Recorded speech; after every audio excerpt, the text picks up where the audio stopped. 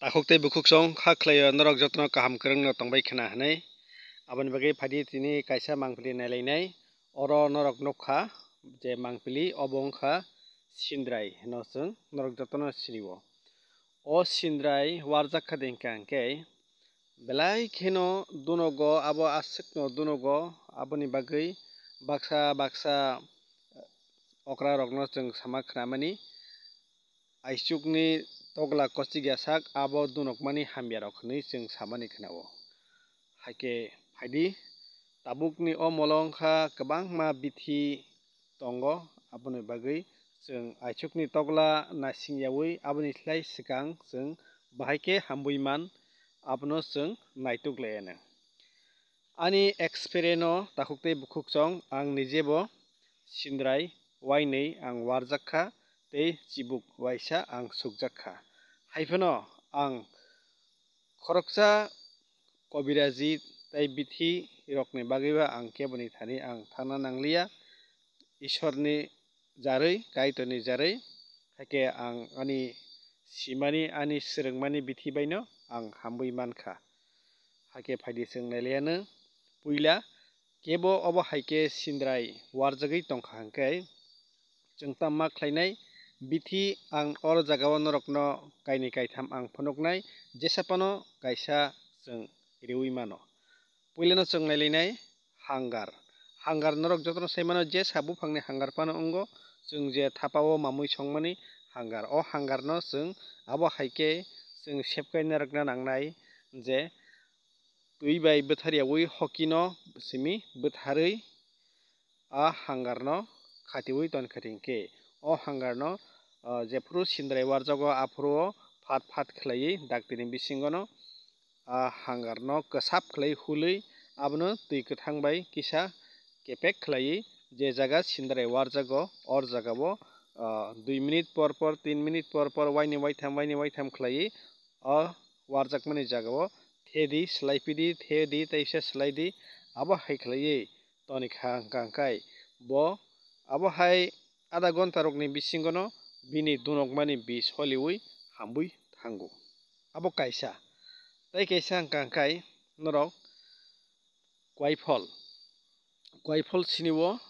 jotono koifol chwng mui chamani koifol to chwng kebo siniya kwrwi o mangpili bo norok nukha koifolni bwlai bokongni belengtwi phano wngthun bwthai kwthwngni belengtwi phano wngthun je jagao sindrai warjago ar jagao logi logi koifolni belengtwi no thekadi hingkai silkadi hingka hingkai bar bar silui srapjak toniwi 2-3 minute toniwi haino hai abo hui khibdi kwtal haino hai belengtwi kwtal sildi abo hai khlaikadi hingka hingkai abo bo dakti no hambu. Abono karwi tei kaisa norok oro mangpili o nukha mo kaisa bithi jabra bwlai mo bwlai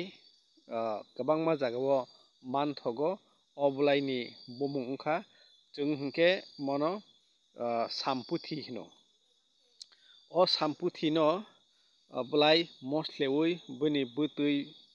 pulkadi hingkai o bwlai no moslewi togwi phano kepek khlaiwi thekadi hingkai obo bo haino bar bar waisa thedi teisa khibidi 2-3 minute tondi thewi teisa khibidi obo hai khlaikadi hingka hingkai obo bai bo adha gonta rokni porekhai no je sindrai warjagwi je bis je dunogwi tongmani osohjo wngwi tongmani obo twrwk hai holiwi thango. Haike ang norokno swkango bo saka ang o kaithatam bithi je ang tabuk saui thangmani o bithi bai no ang nijebo sindrai warjakfru o ang hambui mankha. Adha gonta ni bisingo no ang hamkha hambui haino hai ang kaham kwrwng khlai ang tongmankha. Aboni bagui no ang norokno bo ang ani experience no ang manmani no norokno ang share khlaiwi sanani muchungmani bisingtwi no ang norokno sawi khwnarika o video chikon sani bisingtwi kha khlaio norok bo o video ni bisingtwi khlaiwi bwskango kaham kwrwng khlaiwi sindrai rok warjakkhe tongphinani sep manani hinui. Haike bahai engjaka norok o video no nai chajaka hingkai like ridi tei norok ni vibe no share khlai di tei katal naini tongkai o channel no subscribe khlai narak di obo hai bwskango teibo katal bithi rok ni video tui faikarengkai jotoni slai swkang nwng nini thani o nai mannai haike paithak jora nai tongmani bagui belai belai kheno।